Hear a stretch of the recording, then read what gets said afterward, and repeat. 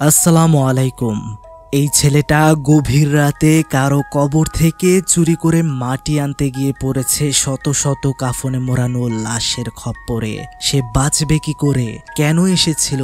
এই যে হোটেলটা দেখতে পাচ্ছেন, এটাতে জিনেরা খাবার খেতে আসে আর বিল হিসেবে দিয়ে যায় টাকার বদলে পাতা।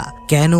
একটা প্রবাদ আছে, অনেকেই বলে থাকে সোজা আঙুলে ঘি না উঠলে আঙুল বাঁকা করতেই হয়, কিন্তু কারো ভুলে যাওয়া উচিত নয় বাঁকা জিনিসটাই ভালো নয়। অতীত, বর্তমান অথবা ভবিষ্যতে যারা যে কোনো কর্ম হাসিল করার জন্য কালো জাদুর আশ্রয় নিয়েছে অথবা নেবে, তাদের শেষ পরিণতি খুবই ভয়াবহ, জঘন্য। কিন্তু তবুও মানুষ এই অন্ধকার জগৎকেই বেছে নেয়।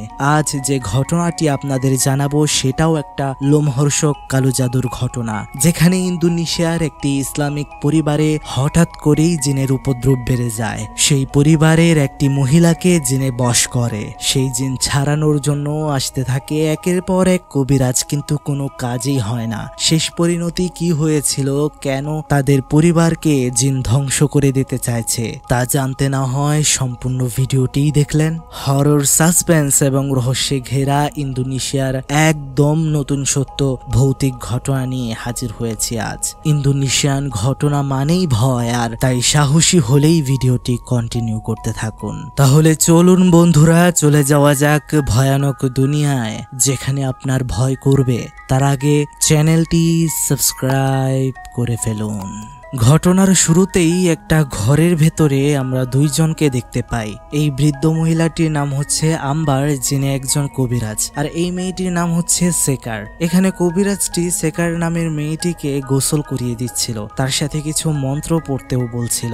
বোঝাই যাচ্ছিল এখানে কিছু রিচুয়াল করা হচ্ছে। সেই কবিরাজ মহিলাটি সেকারকে হা করতে বলে আর একটি ট্যাবলেটও খাইয়ে দেয়। এরপর সেই মহিলা কবিরাজটি সেকারকে কিছু কথা বলে। কথাগুলো এমন ছিল যে এটা শুধু আমি অথবা আমার থেকেও শক্তিশালী কেউ এই রিচুয়ালটি ভাঙতে পারে, আর তুমি যা ওয়াদা করেছো তা ভঙ্গ করলে তার ফল তোমাকেই ভোগ করতে হবে। এখন ঘটনা চলে আসে আরো অনেক অনেক বছর পর। সেখানে আমরা দেখতে পাই সেকারকে তার পরিবার সহ একটি বাড়িতে। সে এখন একজন মা, তার দুইজন ছেলে আর একজন মেয়ে রয়েছে, যাদের মধ্যে বড় ছেলের নাম ড্যানি, ছোট ছেলের নাম ডুডি, আর মেয়েটির নাম হচ্ছে রত্না। তাদের বাবা পৃথিবীতে বেঁচে নেই। সেদিন আমরা দেখতে পাই সেকারের ছোট্ট ছেলে ডুডির চশমাটা ভেঙে গিয়েছে, আর তার বড় ভাই ড্যানি একটা নতুন চশমা তার জন্য এনে দেয়। এতে তার ছোট ভাই খুশি হলেও তার মা খুশি ছিল না। এদিকে রত্না যখন মোবাইল নিয়ে স্কুলে যাচ্ছিল, তখন তার বড় ভাই ড্যানি বিষয়টা খেয়াল করে আর একটু শাসন করতে চায়। রত্না আর ডুডি স্কুলে যাওয়ার পর আমরা দেখতে পাই ড্যানি খাবার খাচ্ছিল। তখন তার মা সেকার বলছিল, আমার আর তোমার কর্মকাণ্ড সহ্য হচ্ছে না। আমি তোমার পেছনে অনেক চেষ্টা করেছি, অনেক শ্রম দিয়েছি। আমি চেয়েছিলাম আমার সন্তানেরা যেন সাকসেসফুল হয়, কিন্তু আমি তোমাকে যত দেখি ততই হতাশ হই। আমি চাই তুমি এই বছর থেকে আবার কলেজে যাও, ভালো কিছু করো আর তোমার ভাই বোনের খেয়াল রাখো। তখন ড্যানি বলে, তুমি কেন আমাকে বুঝতে চাও না? আমি তোমার মনের মতো বাচ্চা না যে আমাকে নিয়ে তোমার গর্ব হবে। আমি কলেজে যেতে চাই না মা, ডিগ্রি সাফল্য এনে দিতে পারে না, কিন্তু তোমারও বোঝা উচিত আমার নিজস্ব একটা গোলস রয়েছে। আমি মোটরসাইকেল ইঞ্জিন ঠিক করার কাজ শিখছি। তখন তার মা সেকার বলছিল, আমি বারবার তোমাকে সময় দিতে পারবো না ড্যানি, অনেক সময় দিয়েছি। আমি জানি তুমি শুধু একটা দোকান খুলতে চাও যেখানে তুমি তোমার বন্ধুদেরকে নিয়ে রাত দিন আড্ডা দিতে পারবে। সেকার তখন এটাও বলে যে ড্যানি, তুমি তোমার জীবন বুঝে নাও। ড্যানি তখন জিজ্ঞেস করে, মানে? তখন তার মা তাকে বলে, আমি চাই তুমি এই বাড়ি থেকে চিরতরে বের হয়ে যাও। আমি চাই না তোমার মতো আমার বাকি ছেলেমেয়েরা এমন লাফাঙ্গা হোক। ড্যানি তখন খুবই মন খারাপ করে আর বলছিল, ঠিক আছে, আমি চলে যাচ্ছি। আমি একদিন তোমার সাহায্য ছাড়াই সফল হয়ে দেখাবো। এটা বলে সে সেখান থেকে বের হয়ে আসে। সে যাওয়ার পর অবশ্য তার মা কান্নাকাটি করছিল। যতই হোক, মায়ের মন। দেখতে দেখতে অনেকটা সময় কেটে যায়। আমরা দেখতে পাচ্ছিলাম সেকার বাজারে গিয়ে শাকসবজি, মাছ এগুলো কেনাকাটা করছিল এবং সে ফিরে আসে। সেখানে আমরা জানতে পারি তার একটা হোটেল রয়েছে, আর এই হোটেলের জন্যই মূলত সে বাজার করতে গিয়েছিল। এদিকে স্কুল ছুটি হওয়ার পরে রত্না বাড়িতে ফেরার সময় একটা ছেলের সাথে দেখা করে। তাদের মেলামেশাতে আমরা বুঝতে পারি দুজন দুজনকে অনেক পছন্দ করে। আমরা এদিকে ড্যানিকে দেখতে পারি যে একটা ওয়ার্কশপের মধ্যে কাজ করত। সেখানে তখন তার বস দায়া আসে আর তাকে এই মাসের স্যালারিটা দেয়। স্যালারিটা যখন ড্যানি চেক করে সে তখন দেখতে পায় এখানে তার স্যালারি থেকেও অনেক গুণ বেশি টাকা রয়েছে। সে জিজ্ঞেস করে এত টাকা কেন?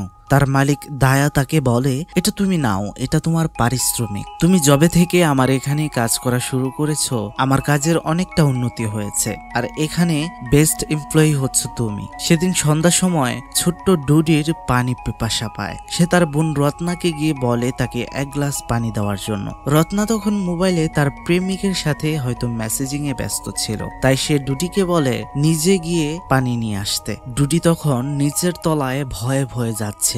সেখানে যাওয়ার পর সে লক্ষ্য করে কোনো এক অজানা অদ্ভুত কেউ সেখানে রয়েছে। আমরা তার পেছনে একটা ভয়ঙ্কর জিনকেও লক্ষ্য করি। ডুডি সেখানে আর একদমই দেরি না করে দৌড়ে উপরে চলে আসে। তার বোনের কাছে সে এসে বলে তার অনেক ভয় করছে, নিচে কেউ আছে, সে একা সেখানে যেতে পারবে না। রত্না তখন বিরক্ত হয়ে ডুডির জন্য পানি আনতে যায়। এর পরের দিন সকালে আমরা দেখতে পাই রত্না তার সেই প্রেমিকের সাথে বাড়িতে ফিরেছে। এখন এটা আবার তার মা সেকার দেখে ফেলে। সে আসার পর সেকার তাকে বলে সেই ছেলেটি কে, সে কি তোমার বন্ধু নাকি অন্য কিছু? সেকার আরো বলে যে আমি বলছি না তুমি অন্য কারোর সাথে চলাফেরা না করো, কিন্তু আমি চাই না তুমি কোনো সমস্যার মধ্যে পড়ো। সেকার বলছিল তার মনে হচ্ছে এই ছেলেটা তার পথভ্রষ্টের কারণও হতে পারে। রত্না তখন তার মাকে জবাব দেয় আমি নিজের খেয়াল রাখতে জানি, কোনো সমস্যা হবে না। এটা বলে সে একটা লেটার তার মায়ের হাতে ধরিয়ে দেয়, আর সেটা ছিল রত্নার স্কুল ফিস। তখন আমরা দেখতে পারি সেকারের মনটা খুবই খারাপ। এদিকে তার মেয়ে রত্নার স্কুলের ফিস সে ভরতে পারছে না, অন্যদিকে তার হোটেলেও মানুষ আসছে না। কিন্তু আজব বিষয় হচ্ছে বন্ধুরা, তখনই হোটেলের সামনে দিয়ে ক্যান নামের একটি লোক যাচ্ছিল, কিন্তু সে দেখতে পাচ্ছিল হোটেলটি বন্ধ রয়েছে, আর বাহির থেকে এটাকে দেখতে খুবই পুরাতন এবং নোংরা লাগছিল, যদিও হোটেলটি খোলা ছিল। সে যখন সেখান থেকে চলেই যাবে ঠিক তখনই সেকারের বান্ধবী রোডিয়া সেই ক্যানকে জোর করে হোটেলের ভেতরে ঢোকায় আর খাবার বেড়ে দেয়। ক্যান তখন সেকার বলছিল তোমাদের হোটেল বাহির থেকে অনেক বাজে দেখাচ্ছে, পুরাতন দেখাচ্ছে, মনে হচ্ছে অনেক দিন যাবত এটা বন্ধ। রোডিয়া তখন বলছিল তুমি মনে হয় আবল তাবল খেয়েছো তাই না, তাই আবল তাবল দেখছো। ক্যান তখন খাবার নিয়ে চলে যায়, কিন্তু কিছুক্ষণ পর সে আবারও ফেরত আসে এবং সব খাবারগুলো ফেরত দেয়। সে বলে তোমরা তো আমাকে নষ্ট খাবার দিয়েছো। এখন এটা শুনে সেকার গিয়ে খাবারটা একটু চেক করে, আর সে অবাক হয়ে যায় কারণ খাবারগুলো থেকে অনেক বাজে গন্ধ বের হচ্ছিল। সে ক্যানকে তখন বলে তোমাকে কি খাবার পাল্টিয়ে দেব নাকি টাকা ফেরত নেবে? ক্যান তখন টাকা ফেরত নেয়। সেখান থেকে ক্যান চলে যাওয়ার পর সেকার যখন বাকি খাবারগুলো চেক করছিল সে দেখতে পাচ্ছিল সব খাবারগুলোই নষ্ট হয়ে গিয়েছে, অথচ খাবার এখনো গরম, কিছুক্ষণ আগেই রান্না হয়েছিল। তাহলে কেন এভাবে নষ্ট হয়ে গেল? এটা তাদের কারোর মাথাতেই ধরে না। সেদিন সন্ধ্যার সময় আমরা দেখতে পাই সেকার রোডিয়াকে নিয়ে আম্বারের বাড়ির সামনে যায়। আম্বারকে চিনতে পেরেছেন বন্ধুরা? হ্যাঁ, ঘটনার শুরুতেই সেকারের উপর যে মহিলাটি রিচুয়াল করেছিল এখন তারা সেই আম্বারের বাড়িতেই গিয়েছে, কিন্তু তারা সেখানে যাওয়ার পর জানতে পারে আম্বার কবিরাজ আজ সকালেই মারা গিয়েছে।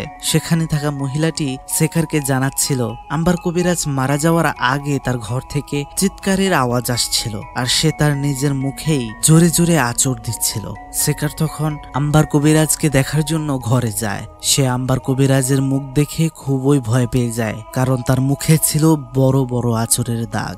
মুসলিম অনুযায়ী আম্বার কবিরাজকেও কাফন পরিয়ে নাকে তুলা দেওয়া হয়। সেকারের সামনেই তখন নাকের একটা তুলো সেখান থেকে পড়ে যায়। সেকার হালকা চমকে ওঠে।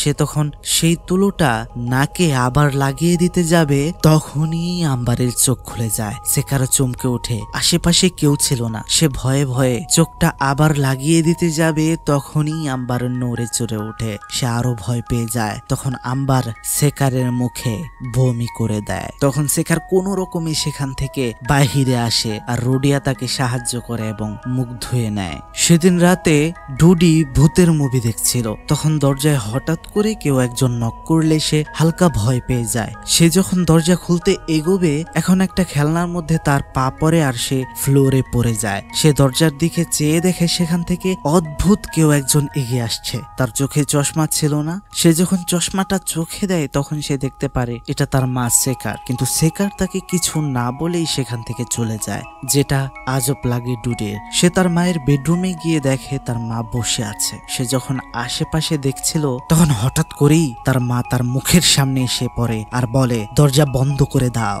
এখন এটাতে সে অনেক ভয় পেয়ে যায় আর দৌড়ে তার বোন রত্নার ঘরে যায় আর তার বোনকে বলে তাদের মা বাড়িতে এসেছে কিন্তু আজব ভাবে ব্যবহার করছে। সে বলছিল তার মা যখনই বাসায় আসে তখনই তার মা তার কপালে চুমু খায়, কিন্তু আজ সেটা করেনি। ঠিক তখনই দরজাতে আবার কেউ নক করলে এবার ছোট্ট ডুডি আরো ভয় পেয়ে যায়। তখন তার বোন বলতে থাকে এজন্যই তোমাকে ভূতের মুভি দেখতে নিষেধ করি আমি। রত্না যখন গিয়ে দরজা খুলে তখন আমরা দেখতে পাই সেকার আর রোডিয়া এসেছে সেখানে। সেকার তখন ডুডির কপালে চুমু খায় আর ঘরে যায়।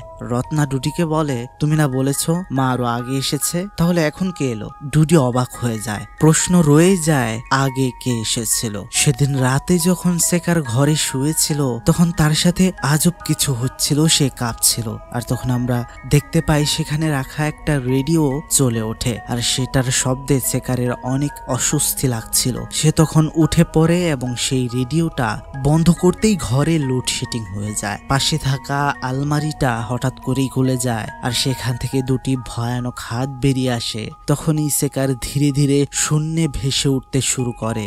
দেখে এমন মনে হচ্ছিল যে তার গলাতে কেউ জোরে যেন চাপ দিচ্ছিল, তার দম বন্ধ হয়ে আসছিল। ঠিক তখনই সেই অদৃশ্য শক্তিটা তাকে একটা আছাড় মারে আর সে ঘুম থেকে উঠে পড়ে। আমরা বুঝতে পারি এটা একটা দুঃস্বপ্ন ছিল।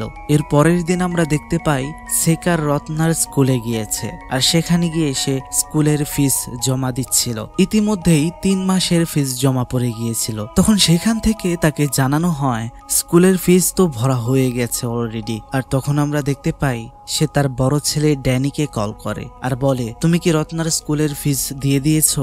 ড্যানি তখন বলে হ্যাঁ, সে টাকা দিয়ে দিয়েছে আর টাকা দিতে পারবে কারণ সে এখন একটা ভালো জব করে। তখন সেকার শুধু এটা বলে ফোন রেখে দেয় যে আশা করি সেই জবটা কোনো খারাপ কাজ হবে না। সেদিন আমরা দেখতে পাচ্ছিলাম সেকারের হোটেল কাস্টমার দিয়ে ভরা ছিল আর রোডিয়া খাবার পরিবেশন করছিল। সেকার তার হোটেলে আসার পথে একটা মহিলা তাকে জিজ্ঞেস করে কাল কেন হোটেল বন্ধ ছিল। এখন এটা শুনে সেকার বলে না, কাল তো খোলাই ছিল।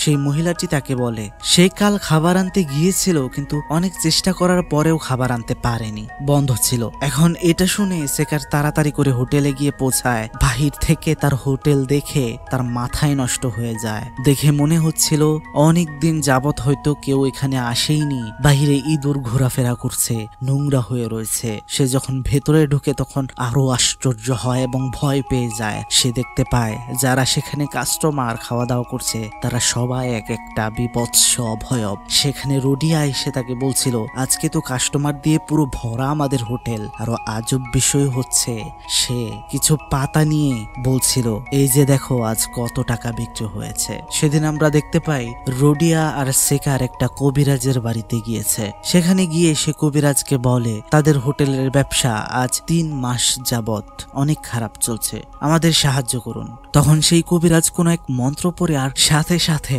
সেকার নিস্তেজ হয়ে যায়। সেই কবিরাজ তাকে জিজ্ঞেস করে তুমি কে, তুমি কে?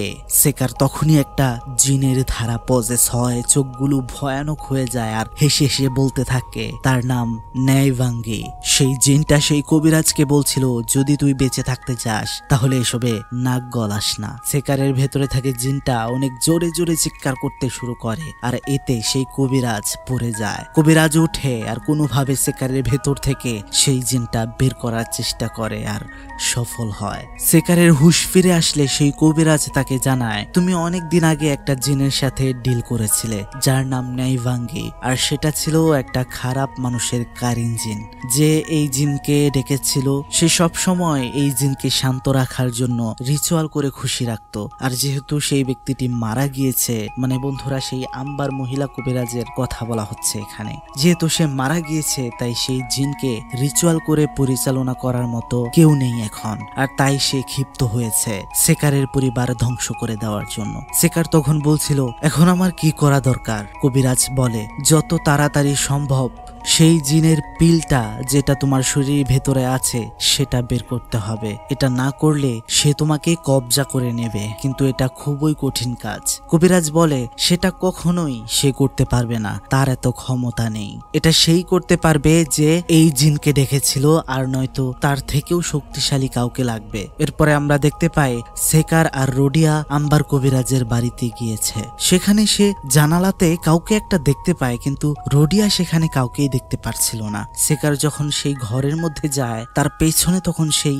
ভয়ানক জিনটা চলে আসে। সেটা দেখে সেকার এক চিৎকার। তারপর আমরা এদিকে দেখতে পাই রত্না তার বয়ফ্রেন্ডের সাথে তার বাড়িতে গিয়েছে, আর সেখানে যাওয়ার পর হঠাৎ করেই রত্নার উপর তার বয়ফ্রেন্ড ঝাঁপিয়ে পড়ে আর তার সাথে কিছু করার চেষ্টা করে, কিন্তু রত্না চাইছিল না এসব। সে তার বয়ফ্রেন্ডকে চর মারে আর সেখান থেকে বেরিয়ে আসে। সেদিন রাতে যখন রোডিয়া সেকারকে বাড়িতে নিয়ে আসে, দরজা খোলার পর রত্না আর ডুডি দেখতে পায় সেকার একদম চুপচাপ হয়ে গিয়েছে, কোনো কথা বলছিল না। সেকার ঘরে ঢোকার সময় ছোট্ট ডুডি তার পেছনে একটা জিনকেও দেখতে পায়। সেটা দেখে সে ভয় পাচ্ছিল। সে তার বোনকে বলছিল সে তার মায়ের পেছনে ভয়ানক কিছু দেখেছে, কিন্তু সেটা রত্না পাত্তাই দিচ্ছিল না। তখন হঠাৎ করে বাথরুম থেকে পানি পড়ার আওয়াজ আসছিল। তারা সেখানে যাওয়ার পর দেখতে পায় সেকার তার উপর পানি ঢেলেই যাচ্ছে আর বলছে তার শরীর নাকি জ্বলে যাচ্ছে। রত্না তখন গিয়ে বলে, মা তোমার কি হয়েছে? সে তার হাত মুখ চেক করার পর দেখতে পারে তার পুরো শরীর আগুনে পোড়া ফুসকার মতো হয়ে গিয়েছে। রত্না তখন তার ছোট ভাই ডুডিকে বলে টাওয়াল নিয়ে আসতে। সে যখন টাওয়াল আনতে যায়, টাওয়ালটা টান দেয় ওপার থেকে, তখন সেই ভয়ানক জিনটা সেই টাওয়ালটা ধরে ফেলে। সে পেছনে চাইতেই দেখতে পায় ভয়ানক কিছু দাঁড়িয়ে আছে তার পেছনে, আর সে ভয়ে দৌড়ে গিয়ে তার বোনের সাথে ধাক্কা খায়। সেদিন রাতে আমরা দেখতে পাচ্ছিলাম সেকারের শরীরে অদ্ভুত রকমের ঘা হয়ে ভরেই যাচ্ছে। তার মেয়ে তাকে মলম লাগিয়ে দেয় শরীরে। তাকে যখন কিছু খাবার খেতে দেওয়া হয়, তখনই সেখানে সে বমি করে দেয়। রত্না তখন ডুডিকে বলে তার ফোনটা উপরের তলা থেকে নিয়ে আসতে। ডুডি ভয় পাচ্ছিল, কারণ তাকে সেই জিনটা দেখা দিচ্ছিল বারবার, তাই সে যেতে চাইছিল না। তখন রত্না নিজেই যায় ফোন আনার জন্য। এদিকে রত্না তখন তার বড় ভাই ড্যানিকে কল করে, কিন্তু ড্যানি রিসিভ করছিল না, সে নামাজ আদায় করছিল।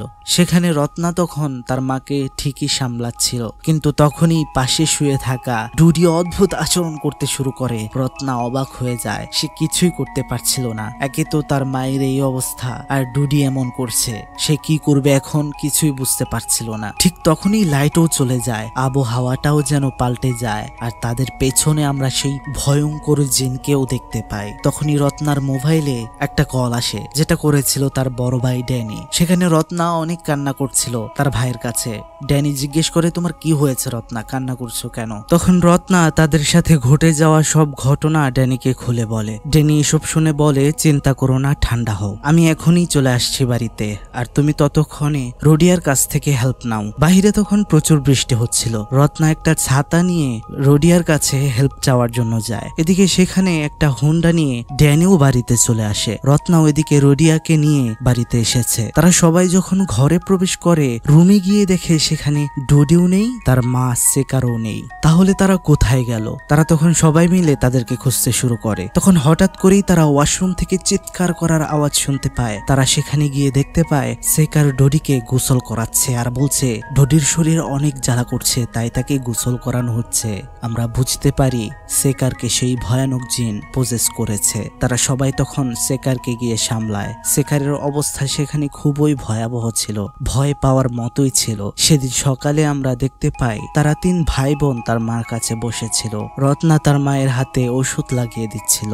সেখানে ড্যানি রত্নাকে বলছিল, আমি আর কখনো তোমাদেরকে ছেড়ে যাব না, তোমাদের আর কষ্ট পেতে দেব না। সে আরো বলে যে আমি এখন খাবার আনতে যাচ্ছি, কোনো সমস্যা হলে আমাকে কল দিও। তো সেখান থেকে থেকে ড্যানি খাবার নিতে চলে যাওয়ার পর রত্নার ফোনে তার বয়ফ্রেন্ডের মেসেজ আসে। সেখানে লেখা ছিল সে বাড়ির সামনে দাঁড়িয়ে আছে, রত্না যেন বাহিরে যায়। রত্না তখন বাহিরে এলে সেখানে তার বয়ফ্রেন্ড তাকে জিজ্ঞেস করে তাকে কেন রত্না ইগনোর করছে। এখন রত্না তাকে বলে তুমি জানো না তোমার সাথে কেন এমন করছি, যাই হোক আমি তোমাকে মাফ করে দিয়েছি, কিন্তু আমি চাই না আমরা একসাথে মেলামেশা করি। রত্না তাকে চলে যেতে বলে। তখন ভ্রাম মানে তার প্রেমিক তাদের একটা অন্তরঙ্গ মুহূর্তের ছবি দেখিয়ে রত্নাকে ব্ল্যাকমেইল করতে শুরু করে। সে বলে সেটা সবাইকে সে দেখিয়ে দেবে। রত্না তখন বলে তুমি প্লিজ এই ছবিটা ডিলিট করে দাও, কিন্তু সে তা করছিল না। ভ্রাম তখন রত্নার সাথে এক পর্যায়ে জোর জবরদস্তি করতে শুরু করে। তখনই খাবার নিয়ে সেখানে পৌঁছায় ড্যানি, আর ভ্রামকে রত্নার সাথে এমন করতে দেখে ড্যানি তাকে মারতে শুরু করে। তখনই সেই ভ্রাম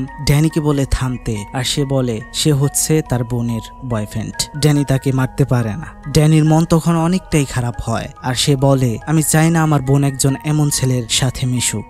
রত্নাও তখন সেখানে বলছিল ভাইয়া তুমি তাকে চলে যেতে বলো, আমাদের আর কোনো সম্পর্ক নেই। এরপর আমরা দেখতে পাই তারা সবাই একসাথে বসে রয়েছে। সেকার তার সন্তানদেরকে বলছিল তোমাদের বাবা যখন মারা গিয়েছিল তোমার বাবাকে ছুঁয়ে আমি প্রতিজ্ঞা করেছিলাম তোমাদের খেয়াল রাখবো খুব ভালোভাবে, কষ্ট পেতে দেব না, কারণ আমরা খুব গরিব ছিলাম। তখন আমি ভালোভাবে চলার জন্য সঠিক রাস্তায় না গিয়ে বিপথে চলে যাই। আমি আম্বার কবিরাজের কাছে যাই, তার কাছে সাহায্য চাই যেন এমন কিছু একটা সে করে দেয় যাতে আমি ভালোভাবে চলতে পারি। সেই কবিরাজ তখন আমাকে একটা মন্ত্রসিক্ত ট্যাবলেট খাইয়েছিল আর আমার সাথে একটা জিন দিয়েছিল যে সব সময় আমাকে সফল হতে সহযোগিতা করবে, আমার ব্যবসার উন্নতি করবে। বিনিময়ে সেই কবিরাজ আমার থেকে টাকা নিয়েছিল আর রিচুয়াল করে সেই জিনকে সব সময় হাতের মধ্যে রাখতো। কিন্তু এখন সেই কবিরাজ মারা গিয়েছে, এই জিনকে এখন সহজে শান্ত করা সম্ভব নয়। যে কবিরাজ এটা করেছিল সে তো মারাই গেছে, এখন তার থেকে শক্তিশালী ক্ষমতাবান কোনো কবিরাজই পারে আমাদেরকে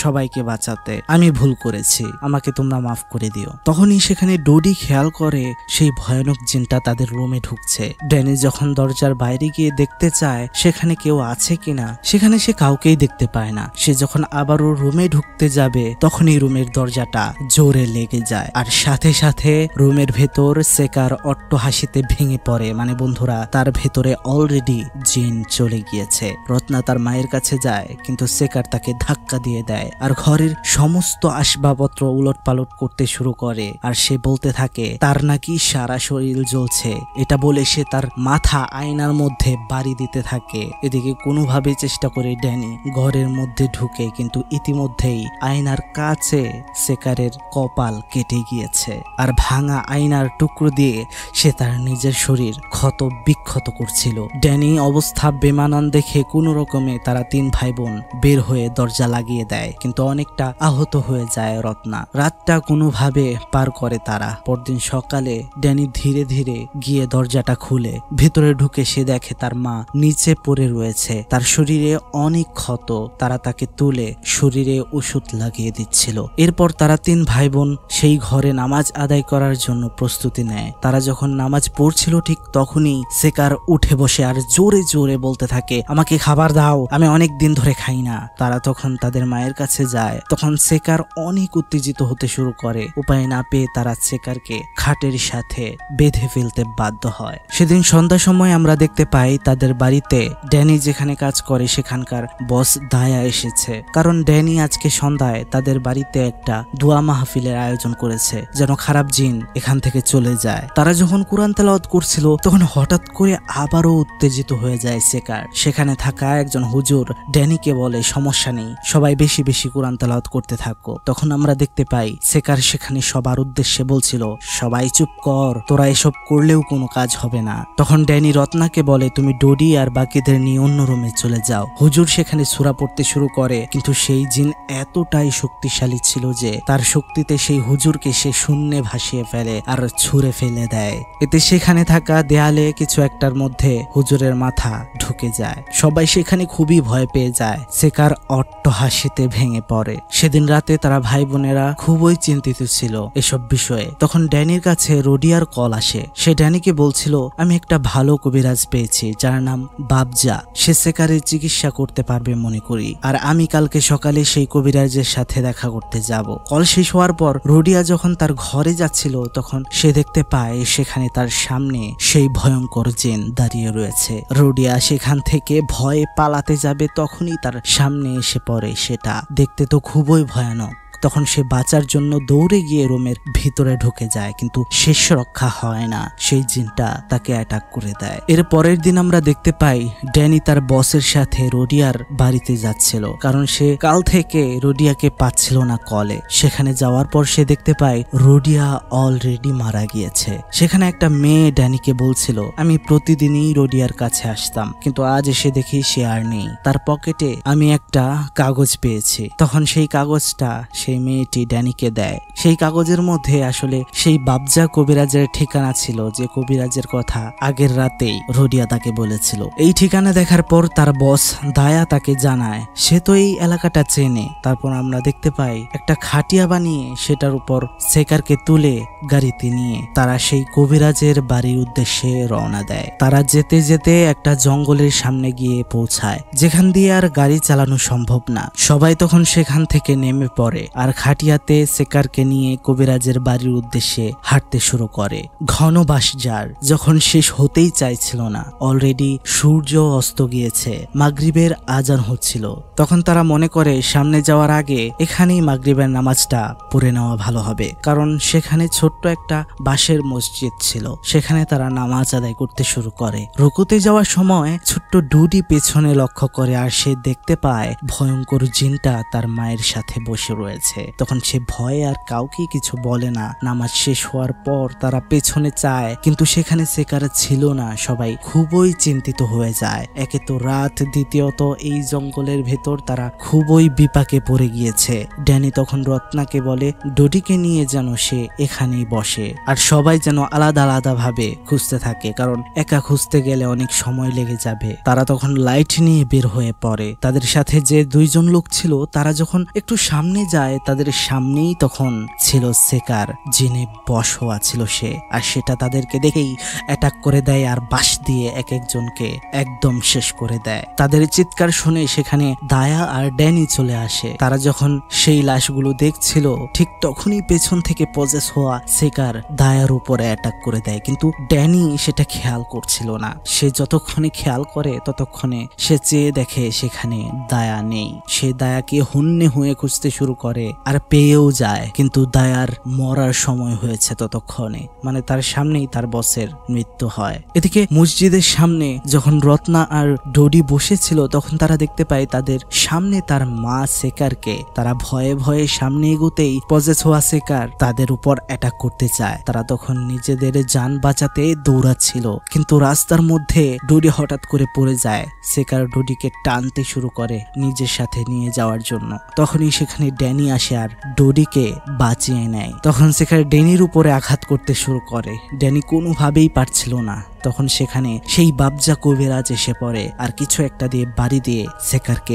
অজ্ঞান করে ফেলে। আর সেই কবিরাজ তাদেরকে সবাইকে নিয়ে তার আস্থানায় চলে যায়। সেখানে সেই কবিরাজ তাদের সবাইকে বলছিল, এই শরীরটা শুধু এখন তোমার মার, তার ভেতরে এখন সে নেই, তার ভেতরে রয়েছে একটা ভয়ঙ্কর জিন। কবিরাজ তাদেরকে একটু পানি দেয় সবার হাতে আর বলে দোয়া পড়ে মুখে লাগাতে। তারা যখন সেটা মুখে লাগায়, তারা সেখানে তাদের মায়ের জায়গায় একটা ভয়ঙ্কর জিন দেখতে পায়। এটা তো আমরা আগে থেকেই জানতাম।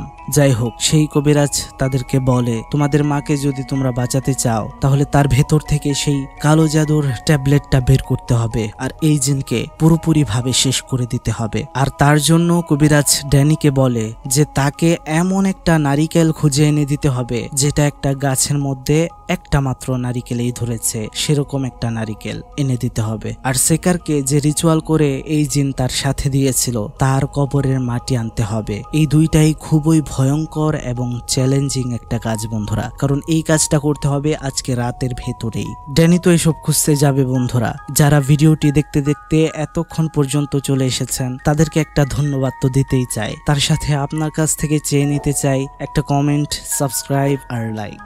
যাই হোক, ড্যানি যখন রিচুয়াল রিচুয়াল করার জিনিসপত্র আনতে যাবে, তখন সেই কবিরাজ তাকে একটা পরা পানি দেয় আর বলে, তুমি যে কাজ হাসিল করতে যাচ্ছ সে পথে অনেক বাধা আর বিপত্তি আসবে, অনেক কিছু দেখতে পারো, ভয় পেতে পারো, তখন তোমাকে এই পানি সাহায্য করবে। আমরা দেখতে পাই প্রথমেই ড্যানি আম্বার কবিরাজের বাড়িতে যায়। সেখানে লোকজনের কাছে জিজ্ঞেস করে সে শিওর হয় আম্বারকে কোথায় কোন কবরস্থানে কবর দেওয়া হয়েছে। সেই লোকগুলো তাকে দেখিয়ে দেয়। এদিকে কবিরাজের বাড়িতে তারা সেকারকে সামনে রেখে কোরআন তেলাওয়াত দোয়া পড়ছিল। ড্যানি সেই কবরস্থানে গিয়ে পৌঁছায় আর আম্বারের কবর খুঁজতে থাকে এবং কতক্ষণ খোঁজার পর সেটা সে পেয়েও যায়। সে যখন মাটি নিতে যাবে তখনই সে শুনতে পায় কারা যেন তাকে বলছে, এই কবরের মাটি নিস না, তাহলে তোর ক্ষতি হবে, অনেক ক্ষতি হবে। তখন এসব কিছু পাত্তা না দিয়ে ড্যানি মাটি তুলতে শুরু করে। কিন্তু আজব বিষয় হচ্ছে, সে যখন মাটিগুলো হাতে নিচ্ছিল সে দেখতে পাচ্ছিল সে মাটিগুলোতে পোকায় ভরে গিয়েছে। এটা দেখে সে অনেক ভয় পেয়ে যায়। তখন তার অস্বস্তি শুরু হয়ে যাচ্ছিল, তাও সে মাটি তুলে নিচ্ছিল। কিন্তু সে যখন আশেপাশে দেখে সে অনেক ভয় পেয়ে যায়, কারণ তার আশপাশটা ঘিরে ছিল সাদা কাফনে মোড়ানো অনেক অনেক লাশ।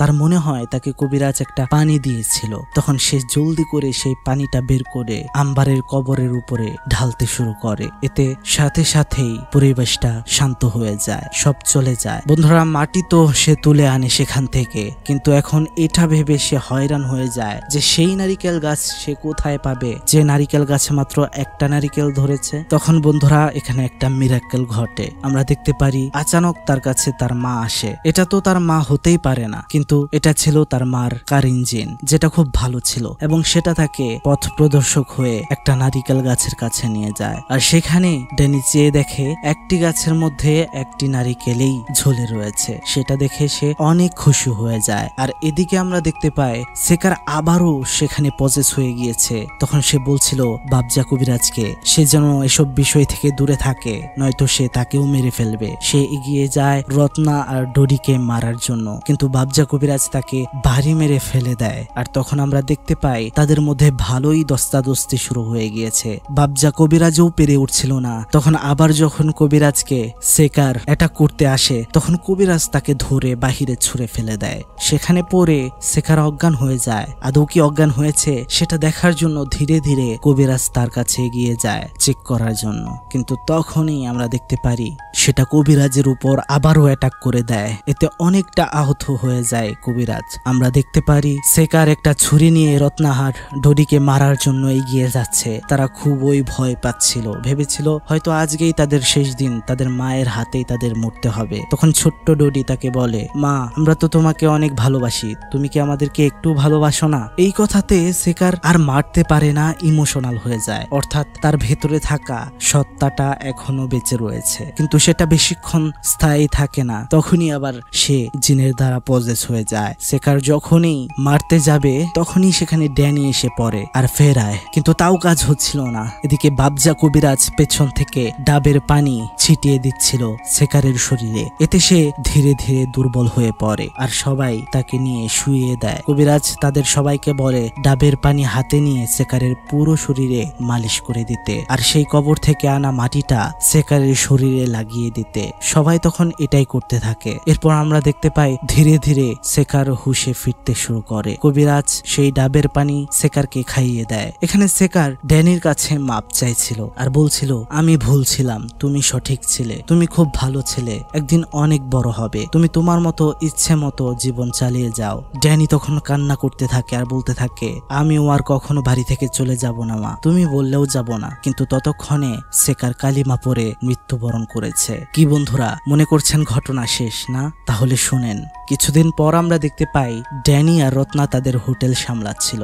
যখনই আমরা রত্নাকে দেখতে পাই সে আমাদের দিকে তাকিয়ে একটা হাসি দেয় আর তার চোখ দেখে আমরা বুঝতে পারি এখন সেই জিনটা রত্নাকে কবজা করেছে। এটা দেখেই তখন ঘটনার সমাপ্তি ঘটে। সবশেষে ছোট্ট পরিসরে বলে দেই, এখানে শেখার তার হোটেলে বিক্রি বাড়ানোর জন্য কালো জাদুর আশ্রয় নিয়েছিল, যেখানে একটা জিন তাদের সহযোগিতা করত। আর আম্বার কবিরাজ মারা যাওয়ার পরে সেই জিনকে কেউ আর কন্ট্রোল করতে পারেনি, যে কারণে সেই জিনটা বড্ড উন্মাদ হয়ে তাদের পরিবারকে একদম নিঃশেষ করে দিতে চাইছিল। আর এটা শেষ হয়নি, সামনেও ক্ষতি করার চেষ্টা করবে, তা আমরা বুঝতেই পারি। যদিও কালো জাদু মানেই পরিণতি ভয়াবহ, তবুও মানুষ লুটিয়ে পড়ে অন্ধকার এই পথে। তো ফ্রেন্ডস, কেমন লাগলো আজকের এই ভিডিওটি অবশ্যই কমেন্ট বক্সে জানিয়ে দেবেন, লাইক করবেন, কমেন্ট করে দেবেন। তার সাথে আপনি যদি এই চ্যানেলটি সাবস্ক্রাইব করে থাকেন তাহলে অবশ্যই কমেন্টে বলবেন যে আমি প্রেতালাপের একজন সাবস্ক্রাইবার। আর যদি সাবস্ক্রাইব না করে থাকেন তাহলে বন্ধুরা এখনই সাবস্ক্রাইব করে ফেলুন, কারণ এরকম ভয়ানক ভয়ানক ভিডিওগুলো আমি